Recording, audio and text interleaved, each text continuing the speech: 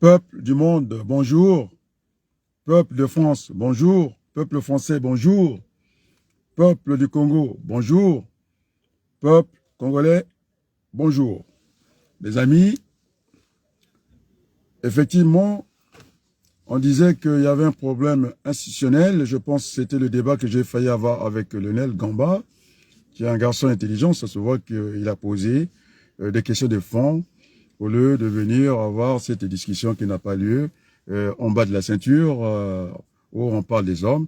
Je vais vous parler de, en tout cas, ce que fait M. Bouka. Il a vraiment pas pensé ces juristes congolais. J'invite aussi M. Nganga s'il est là rapidement, Maître Nkunku, qui sont des juristes qui n'ont pas ouvert l'œil. Merci à Pierre Wabaloukou qui avait trouvé le loup. Finalement, la caution n'était pas votée, tel que c'est fait.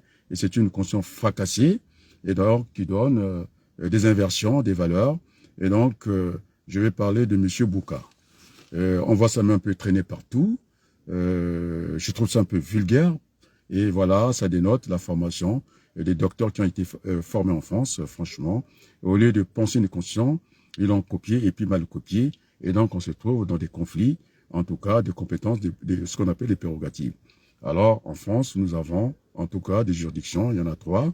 La Cour des comptes, avec un vice-président, parce que ça relève de pouvoir, en tout cas politique, du Premier ministre certainement, et puis vous avez le Conseil d'État, c'est cette administration administrative. Après, vous avez judiciaire. Et donc, lorsque le président Sarkozy voulait avoir une vision globale, il ne pouvait pas s'autoriser, en tout cas, de demander à M. Laurent Fabius, qui a la clé de vote des institutions, c'est-à-dire, ici on appelle ça le Conseil constitutionnel, dans l'ordre protocolaire, et ça nous donne le quatrième pouvoir, c'est-à-dire vous avez le président de la République, suivi du président du Sénat, président de l'Assemblée nationale, après le quatrième pouvoir dans l'ordre protocolaire, en tout cas c'est le Conseil ici qu'on appelle le Conseil constitutionnel. Ah donc, M.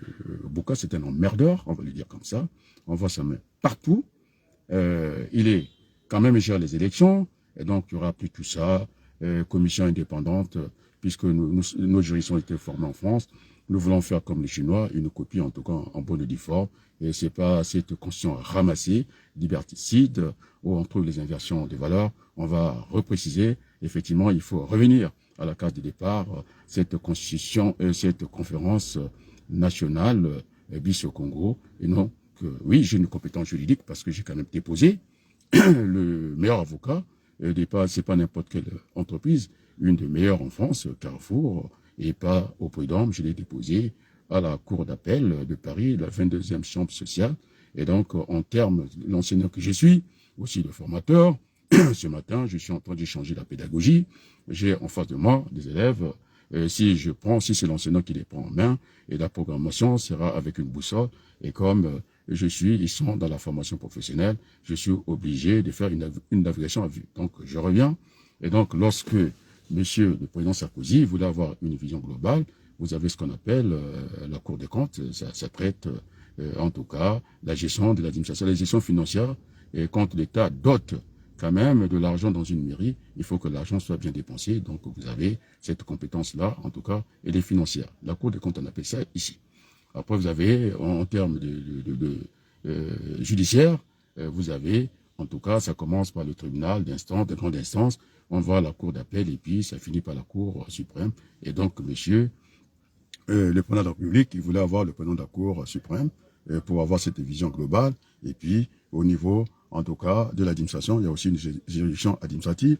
Et donc, le tribunal administratif, la cour d'appel, et ça finit par le Conseil d'État. Et donc, tout ça, c'est monsieur Bouka, c'est quand même, j'appelle ça l'État voyou, parce que s'il est vraiment juriste sérieux, il ne pouvait pas aller mettre sa main. Lorsqu'on a copié, il faut bien copier. Et donc, normalement, c'est au président de nommer 3, parce que c'est le pouvoir politique qui désigne, qui propose les gens qui doivent siéger dans chez nous, on appelle ça la Cour constitutionnelle. Donc, le président Sassou, on avait 3. Et puis, le président de l'Assemblée, on avait aussi 3. Et puis, le président du Sénat en avait 3, ça fait 9. Donc, le 9, on reviendra au chiffre 9. Monsieur Bouka, vous êtes un voyou, je vous l'ai dit, avec le droit dans les yeux. Si franchement vous êtes formé en France, c'est pas le chiffre 9. C'est ce que je disais, vous êtes dans le jugement de valeur. On peut faire dire n'importe quoi un chiffre.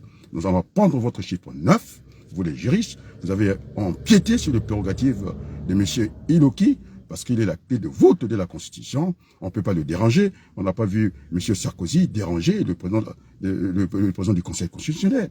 Alors vous êtes que c'est un État voyou. Et heureusement que je suis venu au secours du grand frère président Denis Sassou Nguesso. Je reviendrai là-dessus. Et donc, dans votre neuf, dans votre jugement de valeur, dans vos idées reçues, vous faites dire n'importe où un chiffre. Et donc, j'ai regardé de plus près, c'est pas un ganga, c'est pas Maître Nkou qui regarde, vous êtes des juristes. Et franchement, ça devient inquiétant pour notre pays. Donc, M. Sassou Nguesso, 3 magistrats pour la Cour constitutionnelle. OK. Le président du Sénat, 2, ça fait 5. Le président de l'Assemblée, 2, ça fait 7. Alors, c'est là où je ne suis pas d'accord. Frontalement, je l'ai dit. Il est juriste, que vous venez, qu'on discute, et il va mettre sa main, Monsieur Bouka. Vous êtes un hors-la-loi. Voilà, vous avez fait des inversions dans notre pays. Vous l'avez cassé, je vous le dis tranquillement. Vous avez placé des contre-pouvoirs. Effectivement, heureusement que je suis venu desserrer l'étau du grand frère, président Denis Sassou Nguesso, parce qu'on vous dit que c'est quand même M. Kemba, qui est le numéro de gouvernement. Il ne peut pas en être, parce que nous avons des institutions, même si c'est fait au forceps, c'est à M. Collinet de prendre ses responsabilités, c'est monsieur, il s'occupe de la sécurité, et maintenant, au niveau de la nomination, quand même au niveau des finances, alors grand frère Denis Sassou Nguesso, il faut ouvrir un peu l'œil, et c'est ce que le général, comment on l'appelle, Bill, il disait que vaut mieux que ça, ils gèrent en tout cas ton départ tranquillement, ils sont en embuscade. Parce que quand même, donner la trésorerie, et puis c'est les armes, ou les gens qui vous entourent, c'est-à-dire que c'est le produit de vous, c'est-à-dire que c'est vous qui avez créé cette façon de faire, ils allaient vous déposer de la même manière que vous avez déposé, en tout cas, Yombi Chacho Pango. Donc, ils ont pris votre organisation, votre manière de faire, et donc vous êtes un homme isolé, et il a fallu que, parce que là où M. Denis Sassou Nguesso a échoué, et donc la France, avec la Légion d'honneur qu'on a donnée à M. Kemba, et qui fait n'importe quoi, qui vient juste s'opposer, la diaspora est ici, alors que des gens comme nous autres, nous avons l'assentiment, en tout cas du peuple, et donc je suis venu, pas en embuscade, je n'ai pas d'agenda caché, alors les Congolais souffrent avec ces conneries qui continuent jusqu'à aujourd'hui, et donc il fallait desserrer cet étau-là, parce qu'avec Sassou Nguesso, c'est pas mieux. Au Kemba, je ne vois pas, il n'a aucune sagesse, parce qu'il est venu avec sa mallette diplomatique, en train de mettre de l'argent sale dans le circuit régulier en France, et donc la Légion d'honneur va poser un problème, parce que j'ai la binationalité, et de moi, c'est pas une honte, Kakosé, c'est mon promotionnaire, c'est aussi des gens qui fréquentent M. Okemba, et donc c'est une constitution ramassée, liberticide, qui ne tient pas la route, parce que j'ai parlé de l'investissement. Alors, M. Bouka, je vous le dis, droit dans les yeux, vous avez tellement, jusqu'à avoir des gens qui ne sont pas dans une liste électorale, à être élus, et se dire à l'Assemblée nationale, alors, il n'y a pas de règlement de compte, M. Bouka, je vous regarde droit dans les yeux. Alors, dès que nous sommes en train de poser des jalons, et nous devons avoir cette discussion à la place du monde, vous avez cassé ce pays, votre manière de faire, votre tambouchi, et donc, quand on fait Denis Sassou Nguesso, je pense qu'il n'a plus le contrôle de la situation, parce que la capitale politique, c'est quand même Brazzaville, alors que ça rejoint entre les lignes, ce que le général Bill disait que l'avenir des Mboshi. Il avait dit qu'il vaut mieux qu'il soit déposé par nous-mêmes, qu'il soit déposé par les Mboshi, et donc ceux qui savent lire entre les lettres, monsieur le président Denis Sassou Nguesso, il est en otage, et puis finalement, ça devient quand même un boulet pour les Congolais. Nous sommes là, dans une situation exceptionnelle de suicide collectif. 40 ans de pouvoir, ça n'existe nulle part ailleurs. Et donc, il y a, comment on appelle ça, la longitude, comment on appelle ça, l'usure du pouvoir. Et donc, ce n'est plus l'homme de la civilisation. Il faut qu'on revienne à la case départ, et c'est ce qu'on appelle la Constitution. Et les liberticides, d'ailleurs, ne tient pas la route, il n'y a que des inversions des valeurs, des contre-pouvoirs partout, entre M. Ndengue et M. Obara, on ne sait pas qui est le chef, il y a cette pagaille, lorsqu'on est dans une affaire judiciaire, et ça doit passer par des OPJ, mais les OPJ, c'est pas au niveau de la sécurité d'État, donc tout est mélangé comme ça. Alors, nous avons cette place du monde pour remettre le Congo en route. La diaspora commence à écouter, ils m'ont toujours écouté en tant que grand frère. Et donc, effectivement, on ne peut pas laisser Sassou Nguesso n'est plus l'homme de la situation. Il faut qu'on cherche une sortie par le haut, et donc d'une manière apaisée. Il faut rebâtir le Congo dans les règles de l'art. Et donc, M. Bouka, vous serez appelé à d'autres fonctions, je le dis avec beaucoup de force. Vous n'êtes que là. M. Okemba, je ne sais pas qu'est-ce qu'il est pour vous. Il a une écurie qu'il anime, et quand ils s'emparent des finances, je vois à Paris, hein, cette valise diplomatique qui veut venir injecter de l'argent sale ici, on a bien compris.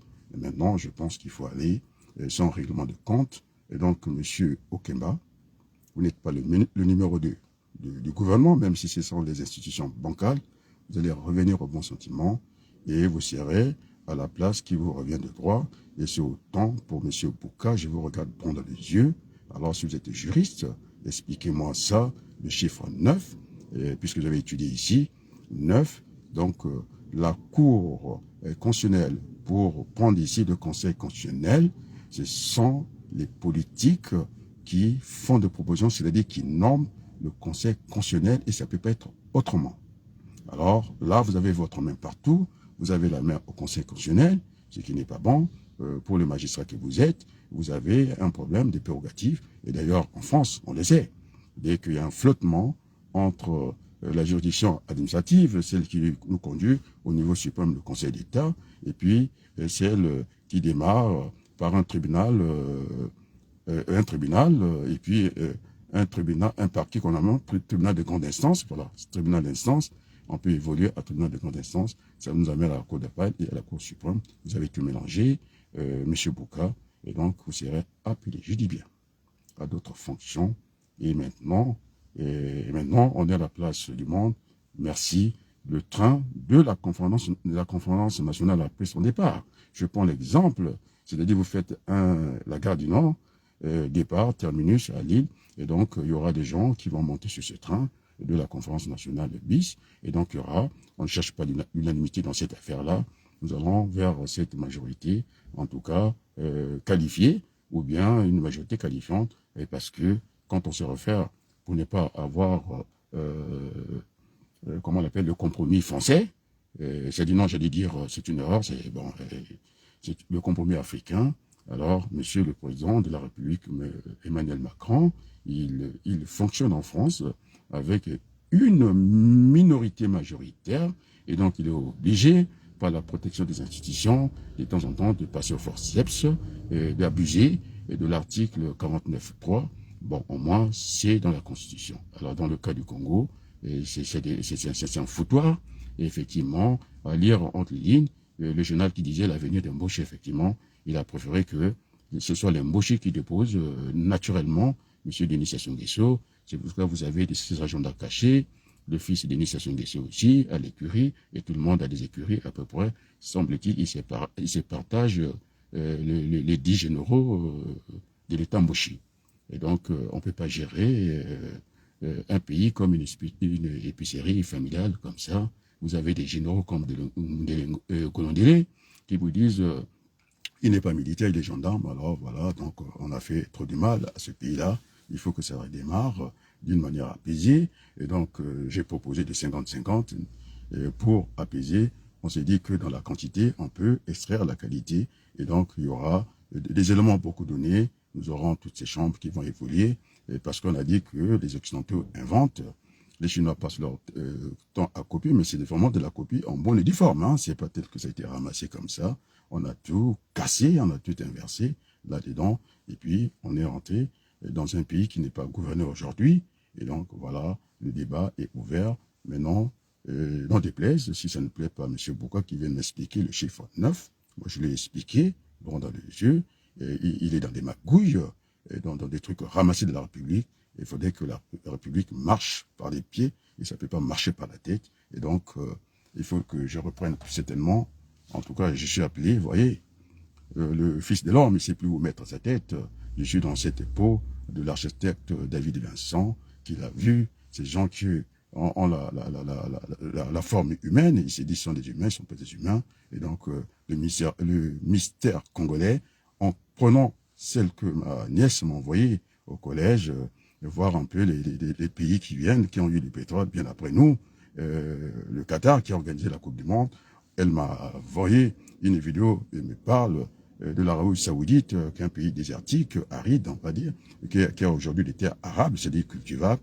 Et donc, nous avons tous les potentiels, nous avons le pétrole et tout ce que le bon Dieu nous a donné. En tout cas, il n'y aura pas directement de compte. C'est pas parce que je parle droit dans les yeux à M. Bouka. Vous allez revenir simplement au bon sentiment. Vous allez revenir, et quand on a perdu chemin, la République sur le carrefour. Et donc, je vous demande d'adopter le comportement républicain. Alors, M. Bouka, je vous remercie. Et donc, on peut avoir cet échange à distance. Je vous dis que vous êtes dans l'erreur. Vous mélangez les chiffres. C'est un jugement de valeur. Ce sont vos idées reçues. Et donc, le pays ne peut plus marcher comme ça. Parce qu'allez voir, si vous êtes un magistrat, si vous êtes sérieux, allez voir dans quelles conditions vous avez mis la jeunesse, ces enfants qui ont 2 ans et qui sont au même niveau que des cochons. Parce que l'orphelinat du Congo, j'en ai vérifié, j'ai pas besoin de venir au Congo. Nous sommes dans un village planétaire, la distance ne fait plus force de loi, et ils sont au même niveau que des cochons, des chiots, et ça ne peut plus tenir la route. C'est pourquoi ce message, je l'adresse en même temps au président Macron, qui est revenu au bon sentiment. Merci, parce que nous discutons à distance. Il reçoit, par l'intermédiaire de Madame Braun Pivet, c'est-à-dire Yael, la présidente de l'Assemblée nationale. J'en ai envoyé à l'un des meilleurs journalistes qui interroge des présidents de la République.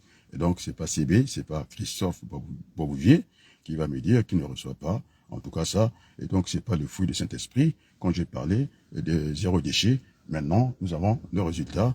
Il faut passer par là parce que les Congolais souffrent doublement de plusieurs insalubrités économiques et sociales. Vous ajoutez le total, le pétrole qui est maltraité, qui n'est pas bien traité, avec le soufre dedans. Et puis, vous ajoutez encore ces maladies, ces déchets, les déchets d'ordures ménagères. Et donc, c'est pourquoi j'en ai appelé au bon sens de rebâtir, en tout cas ensemble, cette économie partagée entre la France et le Congo. Le message était reçu, bien reçu d'ailleurs, entendu et bien reçu, puisque l'ambassadeur, merci, en tout cas, François Barreto, de venir dans ces combats de civilisation finalement. On ne peut pas accepter qu'on vienne s'essuyer tranquillement les pieds comme ça, que ceux qui se disent, qui ont été dans les grandes écoles, les grandes familles, finalement prennent des autres pour des indigènes, alors que on ne peut plus trouver des indigènes au XXIe siècle. Et merci, parce que je suis contrarié par mon travail, alors je fais un peu des deux, mais tout en séparant, en tout cas, de ne pas me servir des structures de ma société, là où j'évolue, et donc ça se passe dans ma voiture. Et c'est un peu, je suis dans la peau de l'architecte David Vincent, dans cette quête de redonner, en tout cas, de la joie au peuple congolais. On les a vus, maintenant il réagit. Il a fallu cette campagne d'explication. Vous avez vu qu'ils sont dans la rue, l'ambassadeur le sait, RFI le sait. Oui, ça marchait, il y a le clic, ça a commencé à venir, parce qu'ils disent qu'ils ne veulent plus supporter l'insalubrité par les odeurs et par tout ça. Vive la République, vive la France, vive le Congo, vive l'humanité. Je vous remercie. Il faut que je reparte encore et merci beaucoup. À très bientôt.